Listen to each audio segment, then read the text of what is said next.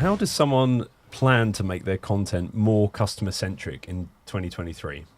I think that's a great question, and I think a lot of it goes back to the anonymous view that people have of data, which makes it really difficult for them to personalize anything and get content relevant. So what I mean by that is, I think businesses spend a lot of time coming up with strategies around a buyer journey. And if they're at that stage, or if they're that industry, or if that type of organization, this is the message we want to deliver. But then the insight that they've got on the data they're looking at doesn't help them understand that.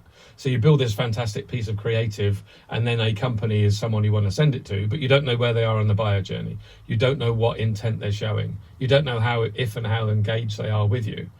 So you end up sending out generic content. So I think the first thing you need to do is try and understand what is the situation with that organization? Where are they on a buyer journey? And based on that, come up with creative. Once you've got that insight, it's fantastic because you can personalize your ad creative by an industry or the size of the business, the region they're coming in from, what that pain point is, where they are on the buyer journey, all of these things to make that a very relevant piece of content. But if you haven't got insight on that, it's guesswork. And I'm just going to throw out some content and see if it sticks. And budgets are being cut across the board, and marketers are being scrutinised as to how they're providing growth and ROI within their pipeline. Can you share any tips on how marketers can still drive pipeline and prove that advertising works and its impact to the business?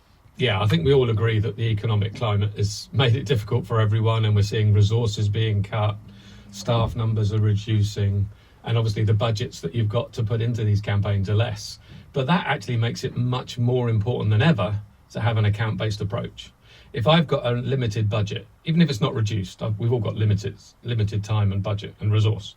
So let's make sure we focus it in the right areas. So if I've got companies that I as a business can sell to, that's where I should focus my efforts. And we see so many companies take a almost B2C approach to their advertising. So they'll throw ads here, there, and everywhere and hope that some of it ends up in the right place. Some of it is hitting those target accounts that they want to go after, but a lot won't. And in a time when we're trying to reduce our budgets and be more effective with our resources, an account-based approach which says, I am only going to spend my advertising budget on those companies that we as a business can sell to, and then focus more on those that are actually in market right now, makes complete sense. So you're actually making more with less. And that's a philosophy that Demandbase have, not just internally as a business, but with all of our customers. And we see some great success from that. And how do marketers know who is seeing their ads? Well, that's a great point. And it's all around the advertising itself. Demandbase, for instance, we have our own DSP. So we built it from the ground up with an account-based approach, which means every time we deliver an ad impression, we know who it goes to, we know where it's delivered, and we know what engagement comes from it. And if you've got the ability to do that, you can actually go back to the business and say, hey, look, those 200 accounts, they are accounts I wanted to go after. I saw them showing buying intent or whatever it may be. I then reached out with an ad that has now driven this many visits to our website. That's now, they've been to our webinar, they've attended an event, they're now talking to sales. That's now an opportunity, and relate it all back to that particular account and that campaign. Unfortunately, what we see a lot is people are anonymously throwing ads here, there, and everywhere, and their response to the business on their success is, we've got a click-through rate of 0.7%. Don't know who's clicked on the ad. It could be a competitor, it could be an agency, it could be someone they could never sell to, but they see that as success.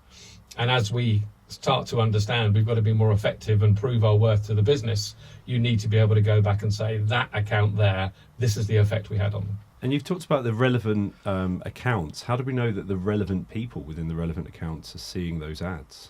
And that, again, is a great question. And it's a bit of a philosophical, not easy to say, argument I have quite often in that we want to target, say, the CMO. So if we identify that's the CMO, which you can do with a technology like Demandbase, we can say, right, that's a specific message I want to give to that CMO. But what we can't do is wait for the CMO to show interest, because what happens in the real world, the CMOs are very busy. They say to a couple of their colleagues, go and find the 3 best ABM platforms for me to have a look at. If we wait for the CMO to get involved and the people investigating those 3 platforms don't shortlist Demandbase, we've missed that opportunity. So we have an ability to go and find the behavioral activity of someone else in that account that's relevant to us. So if the buying signals that person is showing mean they're really investigating ABM platforms, for instance. I don't care what their role is. That's someone in the right business showing the right behavior, so I want to get in front of them. Then, of course, if we see it's the CMO, we'll change the message up and maybe alternate it. And how do we know that these ads are being shown on brand safe websites? Again, a great question, and a lot of organisations don't. It does surprise us, actually, that so many B2B businesses have this B2C approach. Think of a B2C DSP. Their view is we want to deliver as many impressions as fast as we can to anyone and everyone. And if you're selling boots, that's fine, right? Because most people will potentially buy a pair of boots or a pair of shoes at some time. But if you're a B2B business, you can only sell to a firmographic that's relevant to your business. Why would you advertise to anything else? And how can marketers prove the success of their ad campaigns? That is one of the big questions at the moment, because while we're in this economic climate, we're actually seeing, unfortunately, that a lot of the roles that are being cut back on are in things like marketing, because it's very difficult to prove the success of your campaigns and the activities you're having, especially if you have that approach, which is, well, I got a CTR rate of 0.7%. I delivered 1 million impressions. Our website traffic went up, but it's all anonymous. You're not actually proving any success. So I think it's really important to be able to sit there and show the business that what you're doing is actually surfacing relevant information to those companies that you are interested in and your sales team ultimately can sell to. And I think having a technology that allows you to identify that business, how many impressions I delivered that particular business, the budget I spent, the activity that resulted from it, the opportunities that have been created from it, allow marketers to go back to their business and say, look, I'm spending that budget in a very valuable way, rather than I'm spraying and praying and hoping that something relevant happens. And how can marketers decide on which accounts to choose to target to show their ads to? Again, a great question. And I think often that's a difficult thing to do, because even if you have an intent engine, which is allowing, sending you signals saying, hey, that's a company that's in market, invariably it's like a black box approach, i.e. we're saying you should go after that organization. No insight on the why or whatever it is. It's just that's a company you should go after.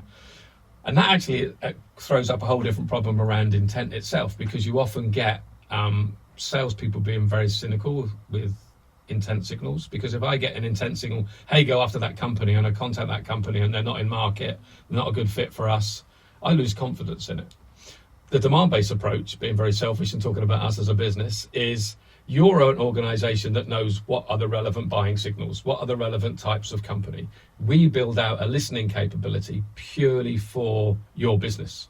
So every time we surface a piece of intent, it's a company that your business can sell to, and it's intent that's relevant. Not just that, we show you what those keywords are, the buying signals they are actually offering at that point, so you know what messaging you need to utilize. And on top of that, the other piece which is really critical is, where is that organization in our buyer journey at the moment? Organizations spend a lot of time building out relevant messaging based on where they are in the buyer journey. When do I bring sales into this call? If it's the first time I'm seeing that organization show a buying signal, I don't want to hit them with a salesperson. It's far too early. I need to build brand trust, etc. So the combination of relevant intent, telling me what organizations I should focus on, why I should focus on them, where they're on the buyer journey, are critical for me then to be able to focus in the right areas.